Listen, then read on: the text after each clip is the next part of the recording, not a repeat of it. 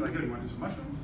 You want to do some DMT or something like that? Like, you want to take your mind to another level? As far as I knew, there was not, that stuff was bad for you. This is the type of stuff that Nancy Reagan was saying, say no to drugs and all this type of stuff. So on TV, you're seeing something presented to you. Same thing with cannabis. If it wasn't Cheech and Chong or something like that, the way this stuff is presented to you is presented to you in a negative light.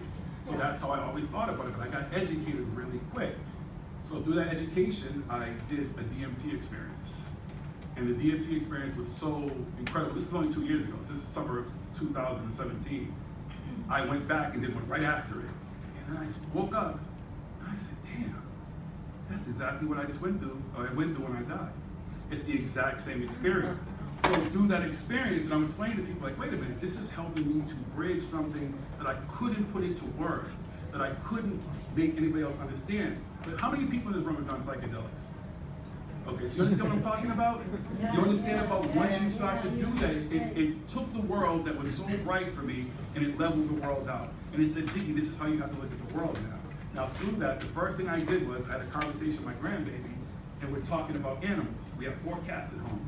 She called every animal a cat. So we're diving out, she's like, kitty, kitty, kitty. And I said, we love animals, that's right, kitties, we love, oh shit, I eat meat.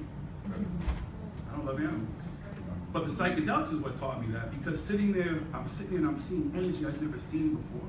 I saw colors. I saw things that made it so that I understood that, one, we're all connected. I don't care what anybody says. We are all connected. Color, race, all that sexuality, none of that stuff has anything to do with it when you're, especially when you're on mushrooms. When you're in that moment, because you understand what I'm talking about. You forget about all that stuff. And that is it checked my ego. It checked the hell out of my ego. It said, wait a minute, dude, you've been mad your whole life. People tried to kill you. You was walking the street trying to fight everybody and stuff like that. Like, you need to relax, brother. You need to chill. You know what I'm saying? You need to take a real serious look at life and look around the people around you. Forget the people you know, the people that you deal with every day. One of the things I've done, and I started when I went to Contacting the Desert, I've been to Portal Ascension, was I'm, again, the big dude that doesn't want to touch nobody. Don't touch me. You know, what's up? Well, brothers in the room, and I mean brothers of all colors. You ever get the head nod? When someone walks by you, how many people don't say hello to we give you a head nod? But look, what's up? How you doing? Good, right? We all good. What's up, man? How you doing? How you doing? What's up? So now, I'm getting hugs. And the first hug I got at this first event, this dude turned around later that night, waited to the end of the night to come and talk to me, and said to me, man, I gotta tell you, when you gave me that hug, I don't know what your energy is.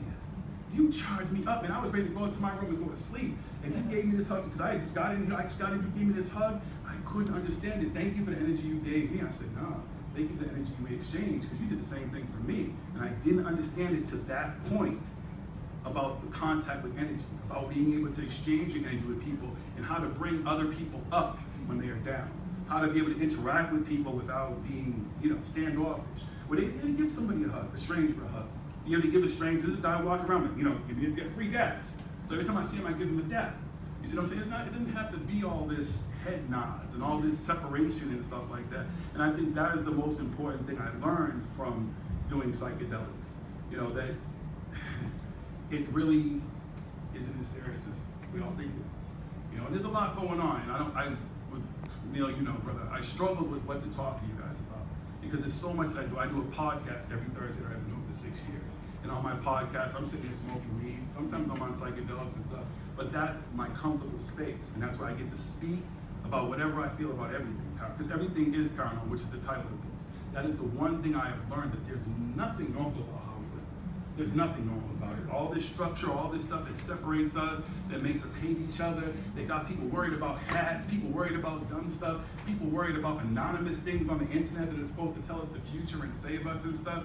The most important thing that I learned is that we are the superheroes we always look for. We are the gods. And I don't mean that in a disrespectful way, because I believe in a higher creator. Somebody created all this and put us all together and stuff like that. But we are extraordinary beings. And that we limit ourselves so much because of stupid things, because of what society has taught, because of structures and stuff like that.